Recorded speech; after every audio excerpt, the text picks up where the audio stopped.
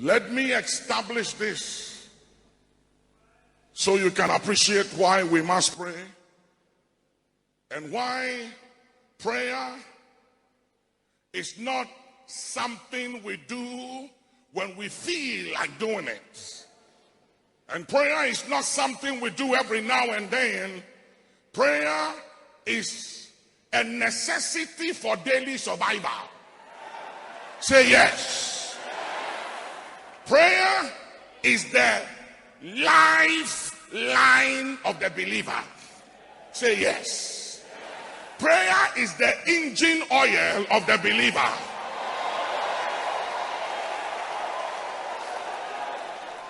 When you stop praying, you will damage your engine. If you don't have petrol in your car can stop. And when you put in petrol, it moves. But when you run out of engine oil, it damages the oil. Prayerlessness is the reason why witches and wizards have invaded the church. Are you hearing me, somebody? Say yes. Please understand and appreciate that we are dealing with a very, very serious situation here, because note this: when it comes to the various religions of this world, each one of them have a consistent prayer life. For instance, our brothers and sisters of the Islamic religion pray 5 times a day consistently all their life. 5 times a day, consistently. The rich, the poor, the educated, the uneducated, the broke, the wealthy of the Islamic religion, they all pray the same time 5 times a day.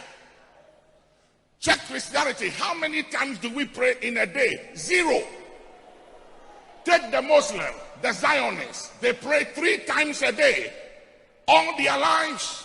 We don't have a prayer life.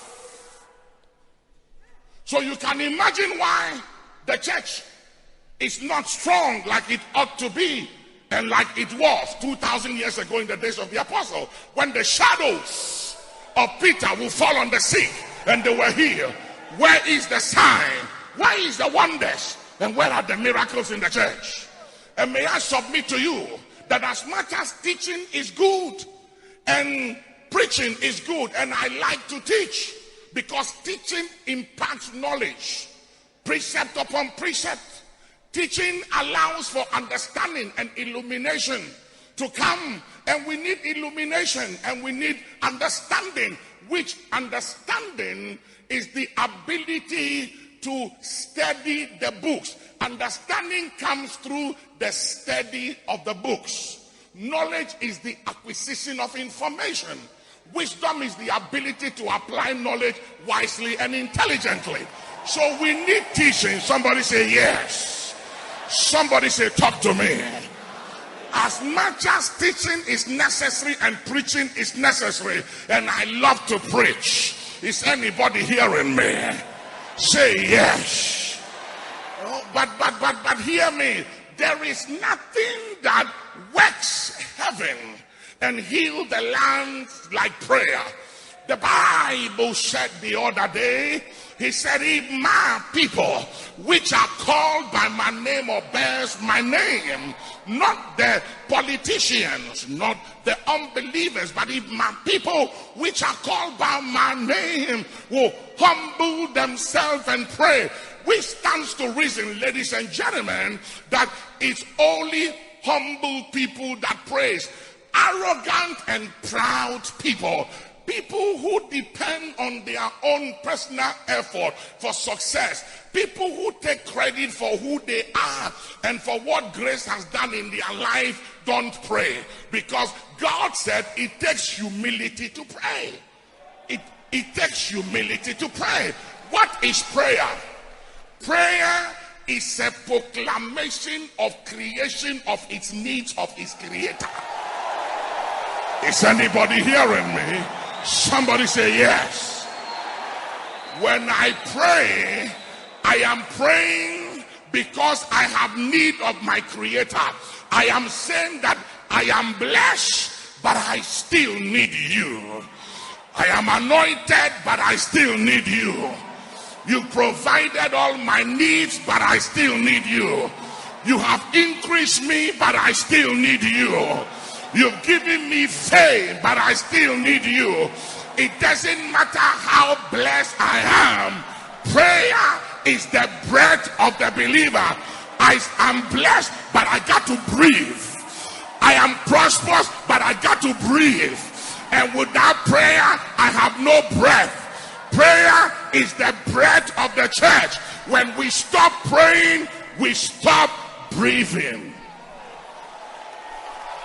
Somebody say, talk to me.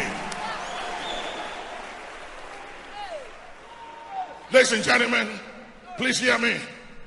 Nothing happens until we pray. And I want to say this quickly and drive it home. In the book of Luke, the 4th chapter, you don't have to turn to it, just hear me and work with me. Just work with me. In Luke, the 4th chapter, the 5th and the 6th verse, Satan said to Jesus, he said, the kingdoms of this world, the glory and the riches thereof, was delivered unto me, and to whomsoever I will, I give it. You got to understand this. Everybody say rules of engagement. Say it one more time. Everybody say the rules of engagement. Everybody say technicalities and legalities. You can't pray with passion. You can't pray effectively unless you understand the rules of engagement that governs the earth. There are technicalities and legalities of prayer. All the different types and kinds of prayers have technicalities and legalities, and there are rules of engagement. Please understand this. The reason for which the Bible says men ought to always pray and not to faint and pray without ceasing, there are reasons. Because until prayer goes up, nothing happens on the earth. When prayer goes up, heaven comes down.